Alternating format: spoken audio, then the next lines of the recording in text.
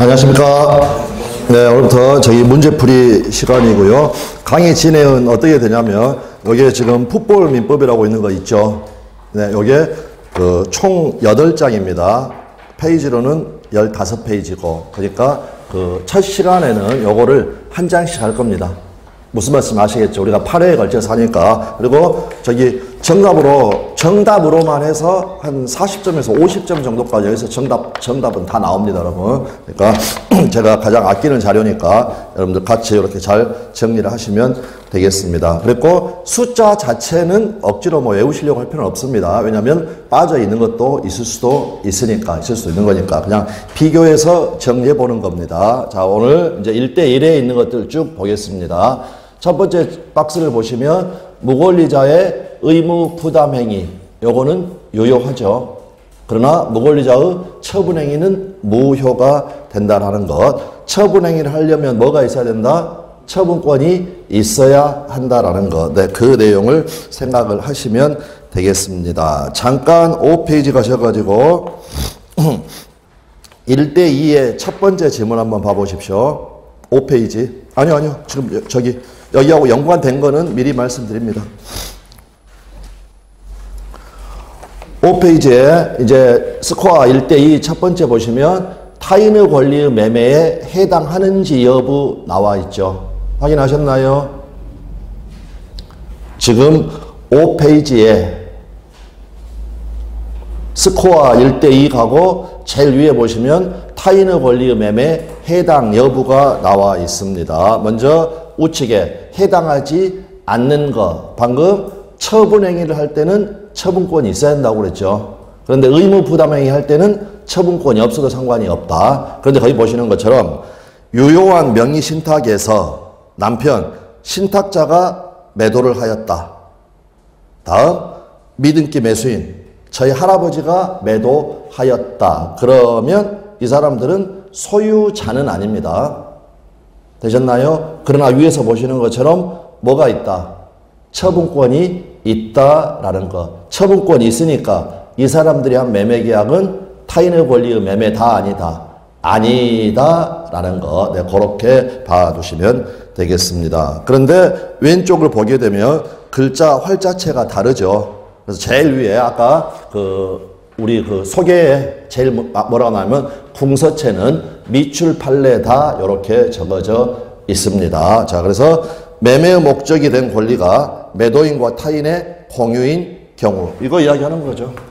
가령 갑하고라고 각 2분의 1의 지분으로 이 X 토지를 공유를 하고 있다. 그런데 을이라는 친구가 자기 지분을 파는 게 아니라 이 X 토지에 관해서 을이라는 사람이 누구하고 병하고 매매 계약을 체결을 하였다. 그럴 때 우리 시험에서는 이걸 물어봤었죠. 근데 갑하고 동의 없이 매매 계약을 체결했다. 의무 부담 행위는 유효 무효? 유효가 된다라는 거고, 이 경우에 을은 어떻게 한다? 갑으로부터 취득해서 이전을 하여야 한다. 그래서 우리 판례가 취득해서 이전해야 한다라는 타인의 권리의 매매의 법리는 이처럼 매도인이 그 부동산을 타인하고 공유인 경우에도 마찬가지다라고 이야기를 하였습니다. 그러니까 취득해서 이전해 주라는 겁니다. 취득해서 이전해 주라. 그런데 그러한 거 없이, 갑의 동의 없이 병 단독 명의로 등기가 되었다. 소유권 이전 등기. 그러면 갑은 병한테 요 등기 전부의 말소를 청구할 수 있습니까? 없습니까? 없죠. 처분 공유자의 지분 부의 범위 내에서는 유효하니까 전부에 대해서는 말소를 청구할 수 없다라고 이야기했던 그 내용을 보시면 되겠습니다. 그래서 잠깐만 6페이지 가보시면 4번에 스코어 1대1대1, 1대2대1 나와 있죠. 거기 박스에 두 번째 제목이 뭐라고 되어 있습니까? 공유와 등기 말소 나와 있습니다. 그럴 때 거기 두 번째 전부 말소는 안 된다라는 것. 거기에 두 번째 질문 봐보십시오. 갑하고 을하고 공유하고 있는데 A 단독 명의로 등기가 되어 있죠. 가로에 보시면 갑이 A하고 매매 계약을 하고 을의 동의 없이 A 단독 명의로 이전 등기를 하였다. 이때는 전부 말소 청구가 된다, 안 된다? 안 된다. 지금 요거 이야기, 방금 말씀드렸던 거 이야기하는 겁니다. 갑과 을과 사람만 다른 것이지, 사람과 다른 것이지. 네, 그렇게 말씀을 드리면 되겠습니다. 자, 그랬고, 다시 이제 1페이지 오셔가지고, 두 번째 제목이 뭐라고 되냐면, 중개수수료 지급 약정에 관한 우리 판례가 되겠죠. 그래서 일단은 우측에 무효라고 되어 있는 거 먼저 한번 봐보십시오. 공인중개사 자격이 없는 자가 중개사무소 개설 등록을 하지 않은 채 부동산 중개업을 하면서 체결한 중개수수료 지급 약정. 그러면 여기서 우리 판례는 뭐라고 했느냐? 중개사무소 개설 등록에 관한 우리 부동산 거래 신고 등에 관한 법률. 강행규정, 임의규정. 강행규정. 강행법규에 해당하니까. 당연히 어떻습니까?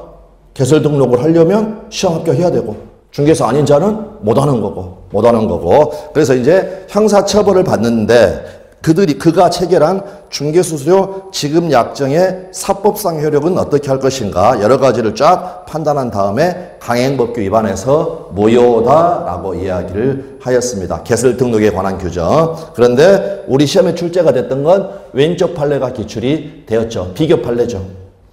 공인중개사 자격이 없는 자가 우연히 일회성으로 행한 중개행위에 대한 적정한 수준의 수수료 약정. 두 개를 차이를 보게 되면 요거는 그냥 친구 간에 우연히 한 번 한 거고 오른쪽은 어떻습니까? 업으로 했다라는 거. 네, 그 내용 봐주시면 되겠습니다. 그 다음 사회질서 위반이냐 아니냐 뭐 요거는 너무나 많은 것들이 있기 때문에 변호사의 형사사건 성공보수 약정 요거는 사회질서 위반에 해당하죠. 그러나 변호사의 민사사건 성공보수 약정 요거는 사회질서 위반이 아니다라고 이야기를 하였습니다. 그런데 민사냐 형사냐 안 따지고 법조브로커 변호사 아닌 자가 약정을 체결하였다. 이건 전부 다 사회질서 위반으로 무효하겠죠. 네, 그거를 기억하시면 되겠습니다. 다음 채권자 취소권은 우리 시험 범위가 아닙니다. 그래서 그냥 할 수 있느냐 없느냐 이것만 알아두시면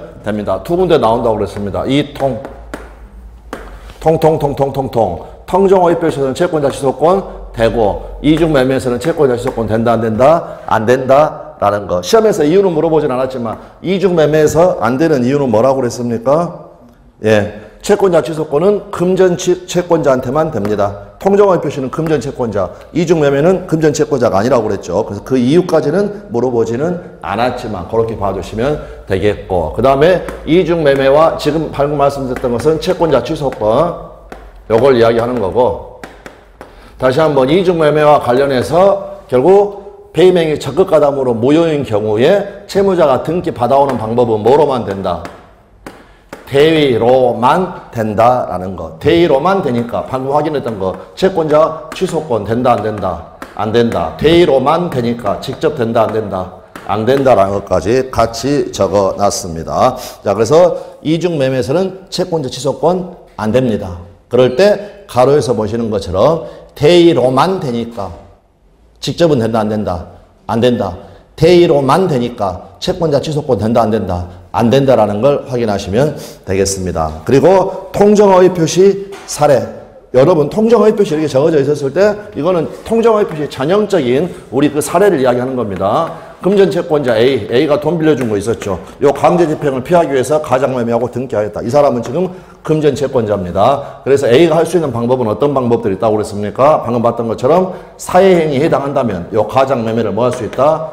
취소할 수 있다라는 것. 또 어떤 방법이 있었습니까? 을명의로 이렇게 등기가 되어 있었을 때 가장매매는 무효니까 갑이 소유자는 뭐 할 수 있습니까? 요 등기의 말소를 청구할 수 있죠. 그럼 채권자 A는 뭐 할 수 있다? 그거를 대위에서 말소할 수 있다라는 거. 우리 전부 다 배웠던 내용들이니까 그 내용들을 확인하시면 됩니다. 다음 104조. 불공정한 법률행위에서 무경험이라는 것은 거래 일반에 대한 경험 부족을 의미하는 것이지 특정 영역에 있어서 경험 부족을 의미하는 것이 아니다. 다음 폭리행위는 무효인데 강추 안 되고 단추 안 되고 폭추 안 되니까 무효행위 추인에 의하여 유효가 될 수 있다 없다? 없다. 그러나 너무나 잘 아시는 것처럼 알박기 사건이 있었죠. 무효행위 전환의 법리는 적용될 수 있다라는 거 봐두시면 되겠습니다. 다음 비진의 표시에서 진의의 의미. 진의는 생각이다, 바람이다. 생각이다. 즉 표의자가 진정으로 마음속에서 바라는 사항을 의미하는 것이 아니라 특정한 내용 의사표시를 하고자 하는 표의자의 생각을 말하는 것이다 라는 것. 그 다음 동기의 착오. 동기는 법률행위 내용이다 아니다? 아니다. 그냥 머릿속에 왜 샀느냐. 그러면 동기의 착오를 이유로 법률행위를 취소를 하려면 이 동기가 뭐가 돼야 된다? 법률행위의 내용으로 되어야 한다. 그럴 때 어때야 법률행위 내용으로 된다? 동기 표시설이다. 동기 표시설. 표시가 돼야 된다. 동기 표시설이지 뭐는 아니다? 동기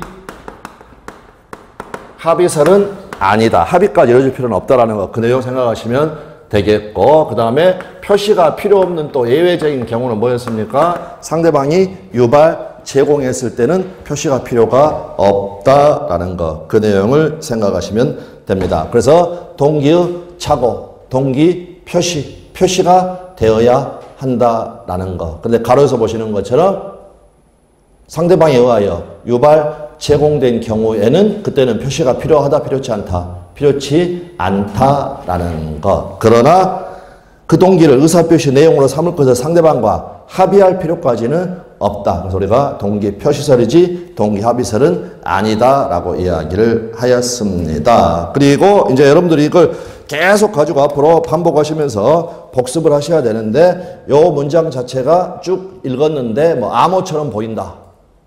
그러게 되면 어떻게 되겠습니까? 해당 파트에 가가지고 찾아서 읽어서 확인해야 되겠죠. 지금 내용이 이해가 되어 있으면 여기 암호처럼 보이면 안 되는 거고, 만약에 혹시 조금 까먹었다라든지 이해가 안 돼 있으면 암호처럼 보일 수가 있겠죠. 그러니까 암호처럼 보이면 해당 파트를 다시 공부하시면 되는 겁니다. 공부하시면 된다. 봐두시면 되겠고, 그 다음에 밑에 신원보증, 연대보증 사건이 있었죠. 기망에 의해 가지고 신원보증 서류에 서명 날인한다는 착각에 빠져가지고 연대보증 서면에 서명 날인하였다. 일치, 불일치. 불일치. 왜? 의사는 신원보증, 표시는 연대보증. 그러므로 이거는 동기의 착오다, 표시상의 착오다, 표시상의 착오에 해당한다. 동기의 착오는 일치, 불일치? 일치였죠. 일치. 그래서 우리가 착오를 그림으로 그려보게 되면 크게 이렇게 고유한 의미의 착오가 있고 동기의 착오가 있고, 고유한 의미의 착오가 바로 일치, 불일치, 불일치. 그 다음에 동기의 착오는 일치. 이 말씀을 드렸고, 고유한 의미의 착오가 어떤 게 있다? 지금 하고 있는 표시상의 착오, 신원보증, 연대보증 사건. 그 다음 어떤 게 있다? 법률에 관한 착오, 법률의 착오. 별 의미 없는 의미의 착오. 얘들이 고유한 의미의 착오에 해당한다는 말은 우리 민법 109조가 그대로 적용이 된다. 109조가 그대로 적용이 된다라는 말은 중요 부분에 해당하면 원칙적으로 취소할 수 있다. 그런데 동기의 착오는 방금 봤던 것처럼 일치, 불일치, 일치. 되셨나요? 그럴 때 동기의 착오에 빠지게 되는 경우는 스스로 착오에 빠지는 경우도 있고 타인에 의해서 착오에 빠지는 경우도 있는데, 타인의 과실 있는 기망행위, 실수로 잘못된 정보를 타인이 준 경우도 있고, 타인이 고의로 잘못된 정보를 준 경우도 있다. 여기가 지금 뭐에 해당한다? 사기. 그러니까 사기는 결국에는 뭡니까? 동기의 착오의 일종이다. 일치, 불일치. 사기는 일치. 그런데 신원보증, 연대보증 사건은 일치, 불일치. 불일치. 그러니까 사기취소 법리가 적용될 수 있다, 없다? 없고 뭐만 적용된다? 착오취소 법리만 적용된다라는 것. 네, 그렇게 봐두시면 되겠습니다. 자, 그 다음 이제 착오취소 가능 여부가 나와 있습니다. 방금 법률의 착오 또는 법률에 관한 착오, 여기에 적어져 있는 거. 중요부분에 해당하면 취소할 수 있겠죠. 취소할 수 있겠다. 자, 그런데 이제 밑에 적어져 있는 궁서체 글씨는 밑줄 부분입니다. 그런데 왼쪽, 오른쪽 판례들을 보게 되면 처음에 출발하는 단어가 어떤 단어로 출발합니까? 미필적이라는 단어로 둘 다 출발을 합니다. 둘 다 출발을 한다. 자, 그렇게 해서 그 내용들을 살펴보자. 그런데 내용 살펴보기 전에 요거는 여기에 들어가 있으니까 제가 별도 스코어로 안 냈는데 2대 2 해가지고요. 여기 양도세 사건이 2개가 있었고, 그 다음에 공장 들어가는 사건, 공장자 들어가는 사건이 2개가 있다. 공장 들어가는 사건 첫 번째가 뭐였나요? 벽돌 공장 사건. 그 다음 두 번째가 뭐였습니까? 공장 경영자 사건. 고용 경영자 사건은 중대한 과실이 있으니까 착오 취소가 된다, 안 된다? 안 된다라는 거. 벽돌 공장 사건은 어떤 거였습니까, 여러분? 매수인은 토지를 매수해가지고요, 바로 벽돌 공장을 지을 수 있을 거라고 생각을 했는데 법령상의 제한으로 절차가 복잡해가지고 당장 공장을 지을 수가 없다라는 거. 이거는 뭐에 불과하다?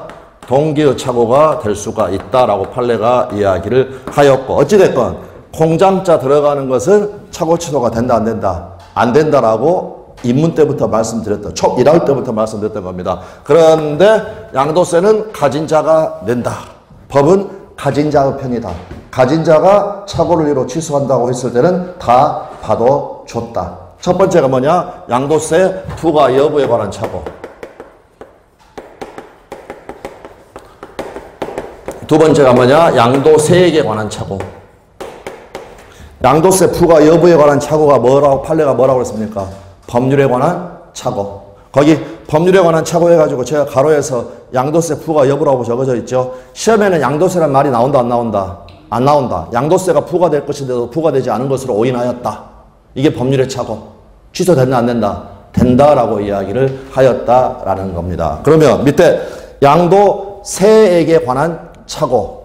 요걸 우리가 수업 시간에 말씀 안 드렸던 겁니다. 자, 세법 엄청나게 많이 바뀌죠. 그러니까 양도세액에 관한 착오는 장래의 사실입니다. 이게 장래의 사실. 그래서 미필적, 장래의 불확실한 사실인데 판례를 보면 뭐라고 되느냐? 착오 대상에서 제외되는 것이 아니다라고 해야 결과적으로 착오 취소가 가능하겠죠. 이해되셨나요? 네, 그래서 요 2개가 양도세 사건. 그럼 여러분 항상 머릿속에 뭘 가지고 있느냐?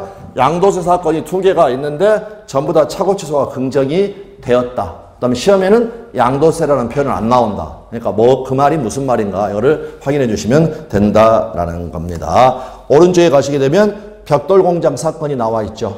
자, 그래서 그때 우리 시험 지문은 어떤 표현을 썼느냐? 매수인의 착오는 동기의 착오가 될 수 있다라고 했고, 결국에는 착오 취소가 된다, 안 된다? 안 된다라고 판단을 하였습니다. 그런데 바로 그 밑에 미필적 인시에 기초한 단순한 기대가 이루어지지 않은 것, 이거는 착오가 아니다라고 이야기를 하였습니다. 그러면서 최근 판례에서는 또 어떤 표현을 썼느냐? 예측이나 기대와 다른 사정이 발생을 하였다. 이거는 착오도 아니다. 착오 취소가 아니다라는 것, 이렇게 봐두시면 되겠습니다. 가령 이런 걸 이야기하는 겁니다. 이런 걸 예를 들어서 갑소유의 주택에 대해서 을이라는 애가 매매 계약을 체결을 했습니다. 매매 계약을. 그런데 을이요, 이 매매 계약을 착오를 이유로 취소를 하겠다고 이야기를 합니다. 그래서 갑이라는 애가 한번 이유를 한번 들어봅시다 라고 물어봤다라는 겁니다. 그랬더니 을이라는 애가 하는 말이 무슨 말이냐면, 자기가 원래 주택을 하나 가지고 있었는데 여기에 대해서 병이라는 사람하고 이제 소송이 붙어가지고, 병이 을을 상대로 소송을 제기를 해가지고 을이라는 애가 1심에서, 여기도 여러분 그대로 판례 사안입니다. 1심에서 패소를 했습니다. 그래서 얘는 어떻게 예측을 했느냐? 소송이 쭉 진행이 되면 결국 내가 1심에서 졌으니까 결과적으로 질 것이다. 결과적으로 지면 얘한테 소유권 넘겨줘야 되겠죠. 그럼 나한테 집이 필요할 거 아닙니까? 그래서 가방에 요 매매계약을 체결했다. 그런데 여기 2심에서는 예상하고 달리 얘가 지금 이겨버린 겁니다. 그랬더니 우리 갑한테 뭐라고 하느냐? 나 그러니까 이 매매계약 취소할래. 말이 됩니까? 안 됩니까? 안 되는 거죠. 예측이나 기대하는 사정이 발생하지 않은 거, 착오도 아니다. 착오가 아니다라는 겁니다. 무슨 말씀 아시겠죠? 네. 요거는 이제 간평사에 나왔던 그 기출 판례인데 간만 잡아두시면 됩니다. 간만 잡아두시면 된다. 자, 그렇게 해서 봐두시면 되겠고, 그 다음에 증명 책임과 관련하여 우리가 중요 부분은 부인이 이렇게 이야기했죠. 되셨나요? 그러므로 일단은 여러분 다짜고짜 중요 부분이다라는 걸 증명한다는 건 말이 안 되는 겁니다. 일단 뭐부터 앞에 증명을 해야 되겠습니까? 앞에 착오가 있었다는 사실. 판사님, 저에게는 착오가 있었습니다. 그런데 그 착오는 중요 부분에 해당합니다. 이거는 누가 증명한다? 부인하는 자가. 중요 부분은 부인이. 그래서 결국 그거는 착오자라고 이야기를 하였습니다. 중과실은 증명 책임이 상대방이 부담한다고 그랬죠. 그러므로 그 상대방은 취소하게 하지 않으려는 자. 옆에는 부인하는 자는 취소하려는 자.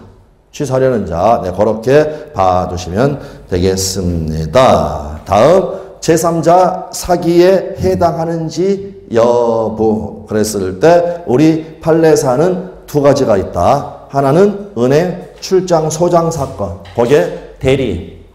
다음 하나는 상호 신용금고 과장 사건. 그 과장은 왼쪽에서 보시는 것처럼 뭐라고 부른다? 피용자. 근데 궁서체로 됐다는 것은 피용자 자체는 시험에 안 나왔다라는 거고, 뭐 우측에 보시는 대리는 우리 시험에 너무너무 많이 나왔고, 일단은 매년 시험에 나온다라고 생각하고 있어야 한다라고 말씀을 드렸습니다. 그러면 대리인이 사기를 쳤다. 이거는 제3자 사기 다 아니다. 제3자 사기가 아니다라는 거. 제3자 사기가 아니니까 따진다 안 따진다? 안 따진다. 여기 갑, 을, 병. 요 대리인이 사기를 쳤다. 이거는 갑이 사기친 거하고 똑같다고 그랬죠. 그러니까 병은 대리인 사기 사실을 갑이 알았냐 모르냐 이런 거 안 따지고 그냥 취소할 수 있다. 그래서 가로에서 보시는 것처럼 상대방이 선의 무과실이어도 취소할 수 있다라는 겁니다. 그런데 피용자는 제3자에 해당하니까 따져봐야 되겠죠.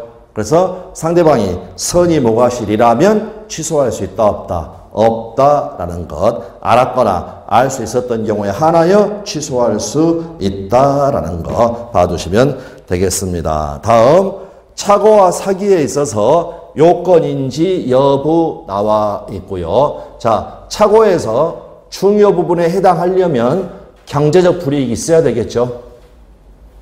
경제적 불이익이. 확인되셨나요? 이것도 우리 기출 정답 지문이었고, 그 다음에 잘 아시는 판례는 무효인 가압류 사건이 있었죠. 가압류가 없다고 믿고 보증을 했는데 알고 봤더니 가압류가 있더라. 그런데 재판 진행 과정 중에 그 가압류가 원인 무효라는 것이 밝혀졌다. 무효인 가압류로는 경제적 불이익이 있다 없다? 없다라는 거 봐두시면 되겠습니다. 다음, 사기의 요건인지 아닌지. 사기꾼한테 상대방에게 재산상의 손해를 가할 의사는 요건이 아니라고 했죠. 되셨나요?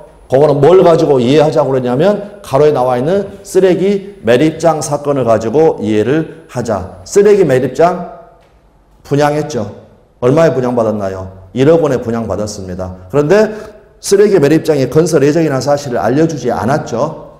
되셨나요? 그런데 그거 1억에 분양받았어도 더 올랐죠.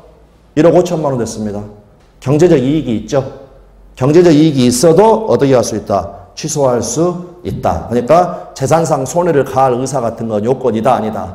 아니다. 이처럼 경제적 손해가 발생한 게 아니라 경제적 이익이 있었어도 사기 취소는 가능할 수가 있다라는 거. 네, 그 내용 생각하시면 되겠습니다. 다음에 대리와 증명 책임. 그래서 이제 왼쪽은 미출이고 오른쪽은 우리 시험에 뭐 최근에 여러 번 출제가 됐고 정답 지문이기도 하였죠.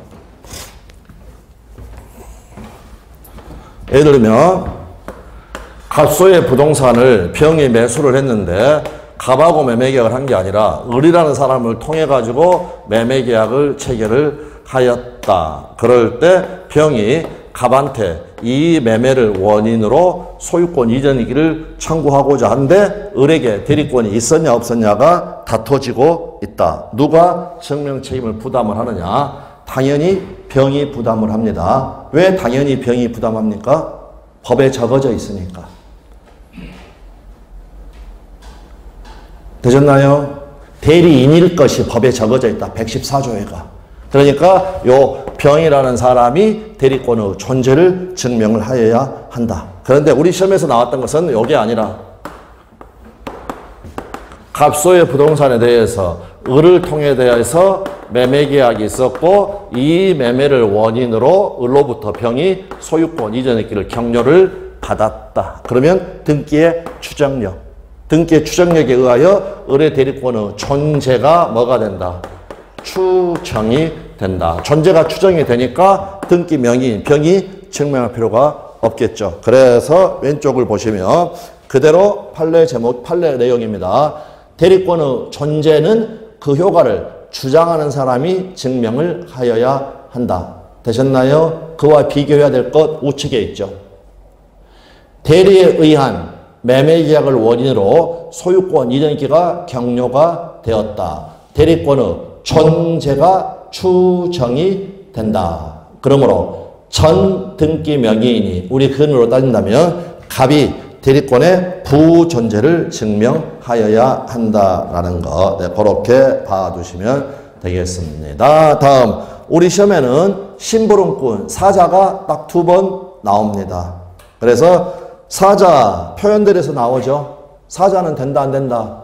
된다. 그 다음 뭐는 안 된다? 사시행위는 안 된다라는 거. 그 말은 126조 권한을 넘은 표현들의 규정은 사자에도 적용된다라는 것이죠. 근데 우리가 암기하자고 그랬죠. 사시행위는 된다 안 된다? 안 된다라는 것. 그 요약서 내용을 생각하시면 되겠습니다. 그런데 복대리에 관한 규정은 사자에는 적용이 된다 안 된다? 안 된다. 복대리인은 어떻습니까? 본인이나 제3자에 대하여 대리인과 동일한 권리 의무가 있죠. 이런 심부름꾼이 대리인하고 동일한 권리 의무가 있다. 말이 됩니까? 안 됩니까? 안 된다라는 것. 네, 그렇게 봐두시면 되겠습니다. 그 다음 추인은 무권 대리의 추인 세 방향으로 할 수 있었죠.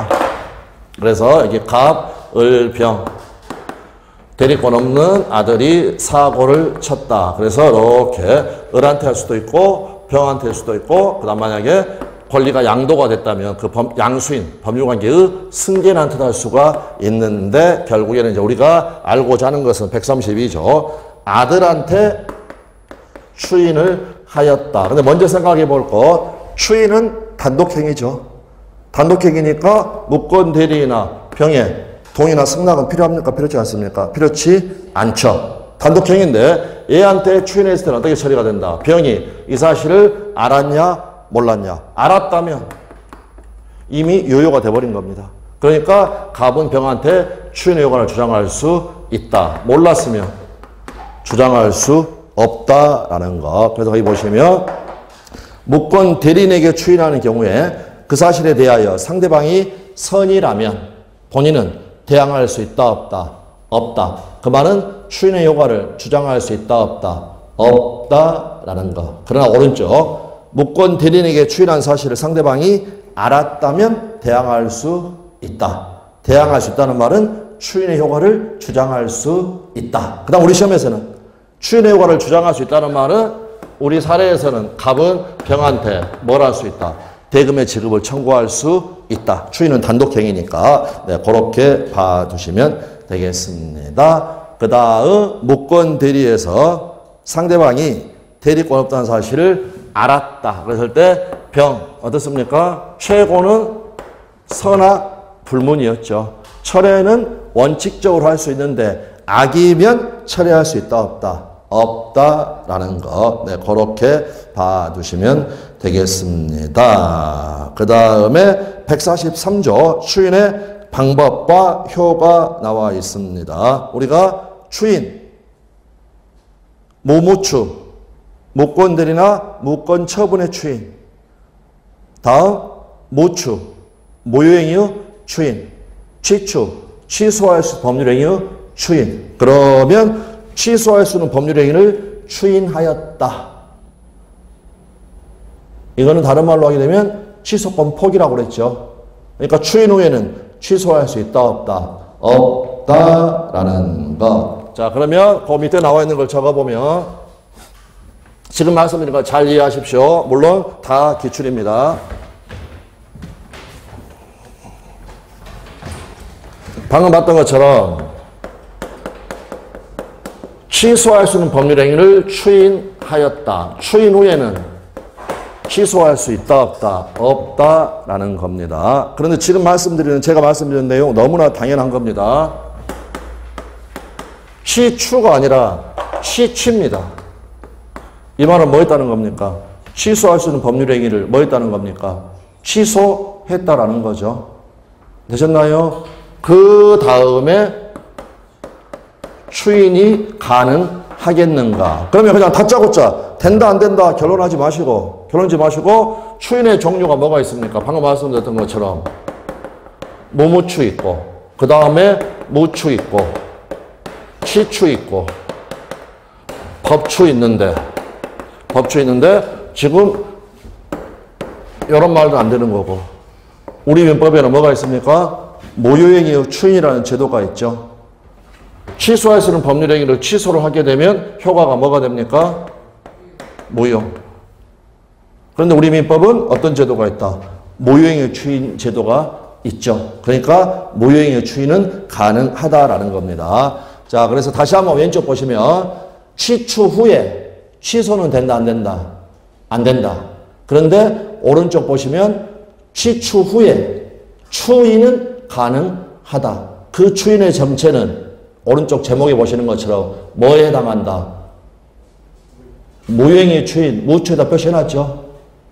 그 판례에서 뭐라고 그랬냐? 바로 밑에 무효행위 추인은 무효 원인이 소멸한 후에 하여야만 효력이 있다라고 이야기를 했다라는 겁니다. 그랬고 그 판례 사안이 김재규 사건이었고 요거는 우리 시험에 한 5번 정도 출제됐죠. 무효 원인이 소멸해야 된다. 요거는 재작년 같은 경우에는 정답 지문이기도 하였고. 자, 그래서 가볍게 김재규 사건 요거 잠깐 말씀을 드리겠습니다. 자, 갑을 되어 있고요. 갑이 김재규입니다. 지금 감옥에 있는 상황입니다. 그래서 만약에 김재규가 이제 사형을 당해가지고 죽게 되면 김재규가 가지고 있던 재산은 다 어떻게 되겠습니까? 상속되겠죠. 그러다 보니까 국가가 나는 그 꼴을 도저히 못 보겠다라고 해서 뭘 했느냐? 얘를 강박을 했다는 겁니다. 강박. 그래서 결국 첫 번째 어떤 일이 있었느냐? 강박을 해가지고 알았어. 쫄아가지고 나 너한테 증여하겠다라고 이야기를 하였습니다. 그 다음에 두 번째, 감옥에 있으면서 다시 한번 생각을 해봅니다. 나만 견디면 된다. 나만 그냥 없어져 버리면 내 재산은 다 어떻게 된다? 미망인이나 배우자한테 상속이 된다. 그런데 강박에 의한 증여는 뭐 할 수 있습니까? 취소할 수 있죠. 그래서 요 취소할 수 있는 법률행위는 뭐 했습니까? 취소를 했습니다. 취소를 했다. 그랬더니 국가가 그만두겠습니까? 여전히 강박을 하겠죠. 그래서 김재규가 알았어 인정할게. 요 추인의 정체가 뭐다? 방금 봤던 것처럼 무추다. 취소했으니까 무효되지 않았습니까? 됐습니까? 우리 민법은 무효행위의 추인이 있죠. 되셨나요? 그런데 무효행위의 추인은 언제야만 효력이 있다? 무효 원인이 소멸한 후에 하야만 효력이 있다. 그런데 김재규는 지금 강박 상태 여전히 지금 감옥 속에 있었죠. 되셨나요? 그러므로 무효행위 추인 요건이 갖춰졌다, 안 갖춰졌다? 안 갖춰졌다라는 겁니다. 역으로 만약 김재규가 사형을 안 당하고요. 사형을 안 당하고 가령 사면돼 가지고 풀려났다라고 가정을 하고 강박 상태에서 완전히 벗어난 다음에 자기가 취소해서 무효가 됐던 증여계약을 추인을 했다면 뭐가 될 가능성이 있었느냐? 새로운 증여가 될 가능성이 있었는데 여기는 무효 원인이 소멸했다 안 했다? 안 했으니까 이렇게 된다라는 겁니다. 자, 그래서 방금 취소로 무효가 된 법률행위도 일정 요건 하에 추인할 수 있다. 그게 우리 기출 지문입니다. 그 정체는 뭐다? 무추다. 무추다. 이렇게 알아두시면 되겠습니다. 그 다음 밑에 취추와 관련하여 우리 여러 번 이야기했던 거, 그 왼쪽 제목을 보시면 18세라는 것은 취소 원인이 소멸하기 전이죠. 되셨나요? 미성년자인 상태에서, 즉 제한능력자, 단독으로 추인할 수 있다, 없다? 없다. 그러나 단독으로 뭐 할 수는 있다? 취소할 수는 있다라는 거. 그러나 18세인 상태에서도 아빠는 어떻습니까? 추인할 수 있다고 그랬죠. 추인할 수 있다. 법정 대리는 언제나 추인할 수 있다라는 거. 네, 그 내용 확인하시면 되겠습니다. 다음 조건, 성취, 기한, 도래 전부 다 소급표가 없죠. 되셨나요? 소급표가 없는데 특약에 의하여 소급표를 줄 수가 있는가? 조건은 어떻습니까? 특약이 가능하죠. 그 다음에 기한은 특약이 된다 안 된다?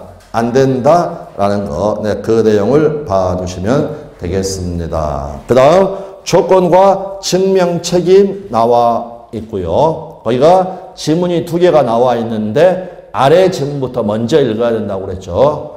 조건이 붙어 있다는 사실은 조건의 존재를 주장하는 자가 증명하여야 한다. 따라서 정지조건부 법률행위에 해당한다는 사실은 법률효과의 발생을 다투려는 자가 증명하여야 한다. 그래서 이거는 남편이 증명하여야 한다라고 이야기를 하였고, 그 다음에 정지조건, 성취사실, 아내는 합격증을 던지면 된다고 그랬죠. 자, 그래서 권리를 취득하고자 하는 자 또는 효력을 주장하는 자, 아내가 증명하여야 한다라고 봐두시면 되겠습니다. 자, 그 다음에 기한이익 상실 특약은 일단 우리 시험에 계속 나왔던 것은 형성권적 기한이익 상실 특약으로 추정됩니까? 아니면 정지조건부 기한이익 상실 특약으로 추정됩니까? 거기 적어져 있는 것처럼 형성권적 기한이익 상실 특약으로 추정된다. 되셨죠? 그런데 거기 위에 제목을 보면 비로소, 당연히라고 적어져 있죠. 근데 거기는 궁서체로 되어 있죠. 그 말은 무슨 말이냐? 우리 시험에서는 형성권적 기한이익 상실 특약으로 추정된다라는 것, 요것만 시험에서 물어봤지. 그 각각의 의미가 무엇인가를 물어보지 않았다라는 겁니다. 그런데 이미 시험에서 3번 정도 출제가 됐다면 그 의미를 물어볼 수도 있다라는 거. 그럼 결국에는 형성권적 기한이익 상실 특약은 그 핵심이 위에 있는 단어입니다. 뭐라고 되어 있습니까? 비로소. 정지조건부 기한이익 상실 특약은 그 핵심 의미가 뭐냐? 위에 뭡니까? 당연히. 요거를 기억하시면 된다라는 겁니다. 자, 결혼식이 끝날 때까지 화환이 배달되지 않았습니다. 그 매매계약은 당연히 소멸한다. 옵니까? X입니까? X. 최고 없이 해제권이 발생할 뿐이지 해제 의사표시가 있어야 해제돼서 계약은 소멸한다고 그랬죠. 해제권은 뭡니까? 형성권. 그 형성권을 행사했을 때 비로소. 됐습니까? 다음. 동산의 소유권 유보 특약. 내용 생각나시나요?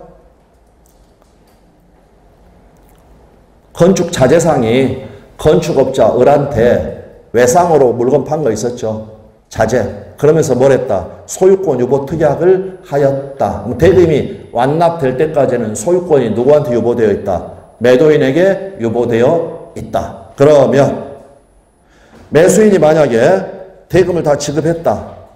별도 의사표시가 필요합니까? 아니면 별도 의사표시 없이도 당연히 매수인에게 소유권이 이전됩니까?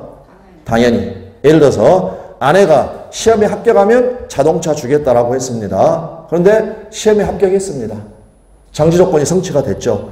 별도 의사표시가 있어야 자동차 달라고 할 수 있는 권리가 생깁니까? 아니면 시험에 합격하면 당연히 권리가 생깁니까? 당연히. 그래서 그 의미가 형성권적이라는 말은 비로소라는 의미고 형성권 행사했을 때. 다음 정지조건부 요 말은 당연히라는 걸 이야기를 합니다. 별도 의사표시가 없이도. 그런데 거기 기한이익 상실 특약에 가로에가 제가 뭐라고 적어져 있냐면 포채권자라고 이렇게 적어놨습니다. 이 말이 무슨 말이냐면 판례에 나와 있는 이야기인데 여러분 다시 잘 들어보십시오. 기한의 이익은 일반적으로 누구한테 있습니까? 기한의 이익 채무자를 위해서 있죠. 그거를 빼앗아 버리는 기한이익 상실 특약은 일반적으로 누구를 위해서 하겠습니까? 채권자를 위해서. 됐습니까? 그러므로 이 채권자의 선택에 맡긴다라는 겁니다. 별도 의사표시 없이도 당연히 기한이익 상실되는 게 아니라 채권자한테 맡긴다라는 거. 자, 그래서 다시 한 번만 최종적으로 설명을 정리를 해보겠습니다. 자, 갑하고 을하고 금전 소비대차 계약이 있었습니다. 자, 그래서 갑이 이제 돈 빌린 사람이고 여기가 은행이고요. 채권자. 그랬고 어떤 기한이익 상실 특약을 했느냐? 상실 특약. 만약 이 채무자가 이자를 3개월 연체하게 되면 기한의 이익을 상실하기로 하자. 콜 이렇게 했다라는 겁니다. 이해되셨나요? 그런 상황에서 요 채무자가 이제 3개월 연체를 했다. 됐습니까? 그러면 요 기한의 이익은 당연히 상실된다. 요렇게 되면 요게 뭐냐? 정지조건부 기한이익 상실 특약. 그런데 을이란 애가 야, 너 나한테 이제 돈 지급해. 약속 어겼으니까. 그래서 상대방의 의사표시 등이 있었을 때 비로소 기한이익이 상실되는 것. 이것이 바로 형성권적 기한이익 상실 특약. 두 개로 나눠질 수가 있는데 이 둘 중에 뭘로 추정이 되느냐. 방금 봤던 것처럼 일반적으로 누구를 위해서 둔다. 채권자를 위해서 두니까 A의 선택에 맡긴다라는 겁니다. 그래서 그렇게 해서 자, 그럼 이제 최종적으로 이야기를 말씀을 드리면 취지는 뭐냐. 우리 시험에서는 뭐로 추정되는가 요거를 3번 물어봤고 한 번은 정답 지문이었다.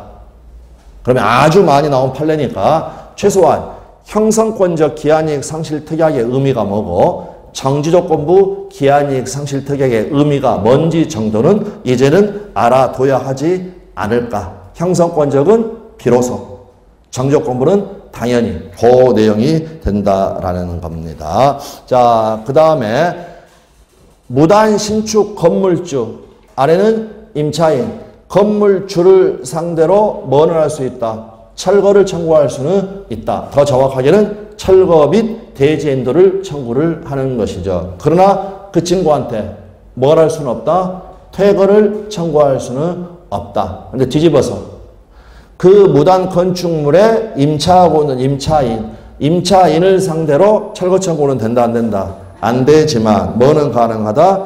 퇴거 청구는 가능하다. 그러므로 점유자, 임차인은 토지 소유자에게 그 임차권으로 대항할 수 있다, 없다? 없다라는 거 봐두시면 되겠습니다. 187조는 법률 규정에 의한 물권 취득을 규정하고 있고 그 다음에 법률 규정의 예로서 어떤 것들을 적고 있나요? 상공, 판경, 상속, 공용징수, 판결, 경매 등을 규정을 하고 있는데 187조의 판결은 뭘 의미한다?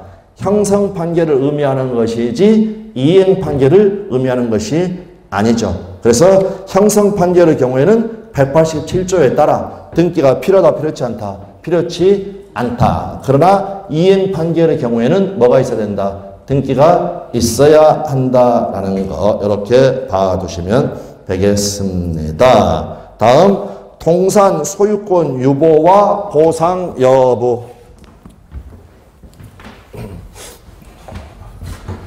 갑, 을, 여기 자재상, 여기 건축업자, 여기 병, 제3자, 우리 학원. 그랬고 외상으로 샀고 여기에 소유권 유보 특약 붙어 있었고 인도를 해줬고 대금은 아직 다 안 갔으니까 소유권은 여전히 갑한테 있죠. 갑한테. 그런데 이 건축업자가 이걸 가지고 와서 우리 학원 소유의 건물에 대해서 인테리어 공사를 하였다. 그런데 우리 학원은 이 사람에게 소유권이 유보되어 있다는 사실에 대하여 선의 무과실이다. 그러면 갑은 선의 무과실인 제3자한테 보상 청구가 된다 안 된다? 안 된다라는 거. 그 내용 이야기를 하는 겁니다. 자, 그래서 제목 동산 소유권 유보와 보상 가로에서 보시는 것처럼 부합에서 나오죠. 그랬을 때 보상 청구 X 2 소유권 유보 사실에 관하여 선의 무과실인 제3자 보상 청구 된다 안 된다? 안 된다. 이유는 가로에서 보시는 것처럼 부당이득의 요건이 판례 이야기죠. 부당이득의 요건이 충족되지 않았다. 어떤 요건이 충족되지 않았나요? 법률상 원인 없이 이득을 취득을 해야 되는데 여기는 이익을 보유할 수 있는 법률상 원인이 있다. 무엇과 마찬가지로 선의 취득과 마찬가지로 라고 판례가 이야기를 하였습니다. 그러면 뒤집으면 오른쪽 소유권 유보 사실에 관하여 알았거나 알 수 있었다. 그러면 어떻습니까? 보상 의무가 있겠죠. 확인되셨나요?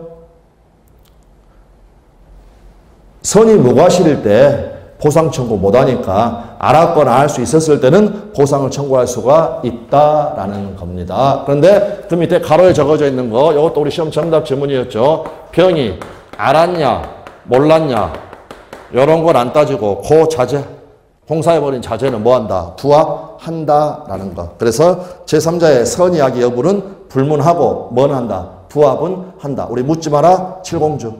동산 소유권 유보에 관한 선이야기 이런 건 따진다 안 따진다? 안 따진다라고 말씀을 드렸습니다. 되어 있고요. 그 다음에 잠깐만요.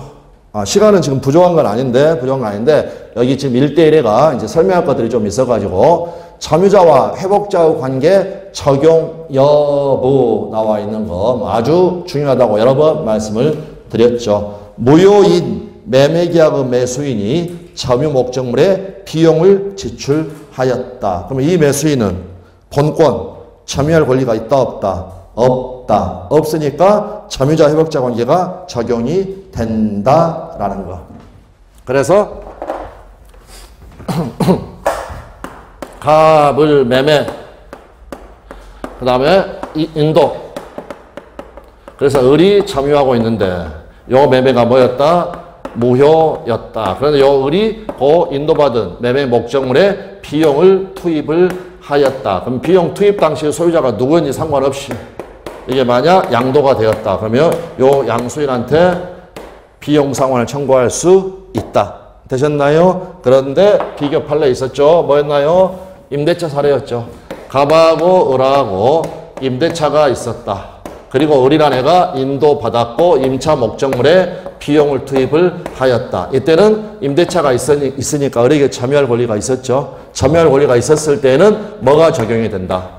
임차인의 비용 상환 조건 규정이 적용이 된다. 따라서 요 병 양수인에게 여기서 말했던 점유자의 비용 상환 조건 해소할 수 있다 없다? 없다라고 했던 그 내용 생각하시면 되겠습니다. 자, 그래서 다시 한번 읽어보겠습니다. 무효인 매매계약은 매수인이 점유 목적물에 비용을 지출을 하였다. 그러면 점유자 회복자 관계가 적용이 됩니다. 왜 적용이 되느냐? 점유할 권리가 없는 사람이니까. 그러면 그 경우에는 비용 지출 당시의 소유자가 누구인지 상관없이 양수인에게 행사할 수가 있습니다. 그런데 우측의 비교, 임차인이 임차 목적물에 유익비를 투입을 하였다. 이때는 점유자 회복자 관계가 적용이 된다 안 된다? 안 된다. 가로 적으시는 것처럼 왜 안 되느냐? 이거는 본권이 있었기 때문에. 그때는 어떻게 처리를 한다? 계약관계의 상대방, 지임대인인 갑에게 점유자와 회복자 관계가 아니라 626조 임차인의 비용 상환 조건을 행사하여야 한다. 너무너무 중요한 판례였고 둘 다 정답 지문이다 라고 말씀을 드렸습니다. 자, 오늘은 여기까지요. 여기까지. 뒤쪽에 가게 되면 조금 빨리빨리 나갈 수 있는 게, 여러분 죄송합니다. 저기 밑에 점유자와 회복자의 관계에 과수원 사례가 있으니까 과수원 사례까지 가고,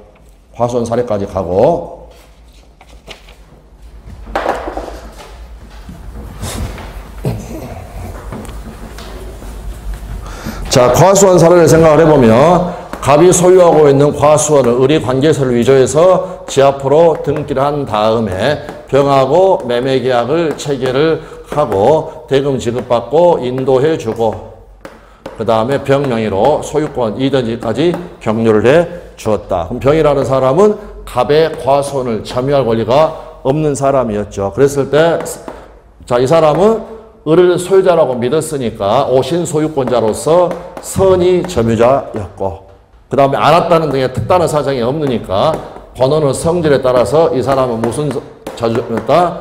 자주 점유자였다. 되셨나요? 그랬을 때 선, 소.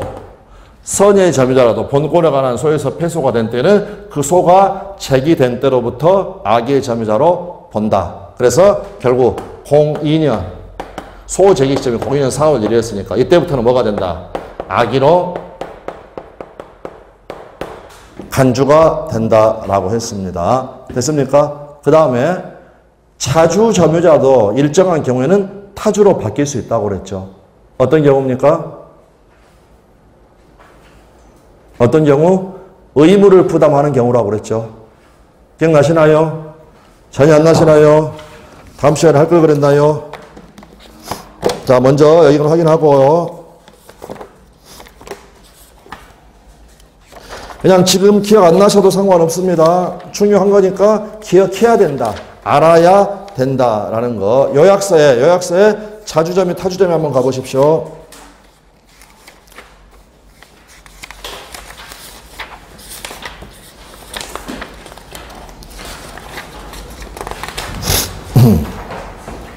(71페이지) 제일 위에 보시면 자주전환 나와 있고 바로 그 밑에 타주전환 나와 있죠. 반복 출제된 판례죠. 부동산을 타인에게 매도해가지고 대금 받고 인도 의무를 지고 있는 매도인의 점유는 특별한 사정이 없느나 그때부터는 뭐로 바뀐다? 타주로 바뀐다. 요 판례 했죠. 그 다음에 거기에 제가 표시해 놓은 것처럼 어떤 단어가 있습니다. 의무.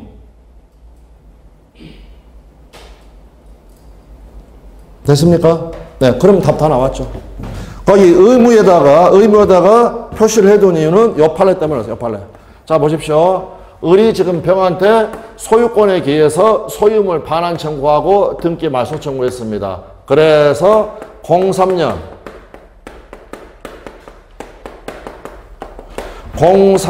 4월 1일 날 병의 패소가 확정이 되었다. 그러면 그 판결에 의해서 병은 이제부터 갑에 대해서 뭘 부담합니까? 인도 의무를 부담을 하죠. 그러니까 원래는 자주 점유자였지만 이 판결에 의하여 인도 의무를 부담한다라는 게 확정이 됐으니까 03년 4월 1일부터는 자주였지만 뭘로 된다? 타주로 전환이 될 수밖에 없다라는 거. 됐습니까? 방금 읽었던 판례 의무라는 단어 생각하시면 됩니다. 의무라는 단어. 그래서 선악소 자타확 이제 하나 더 넣으면 됩니다. 하나 더. 02년 4월 1일부터 악의간주. 03년 4월 1일부터 타주 전환. 이 단어 인도 의무가 있기 때문에 이렇게 봐두시면 되겠습니다. 자, 오늘은 여기까지 하고 다음 시간에 거기 지역권 설정, 네, 거기부터 보도록 하겠습니다.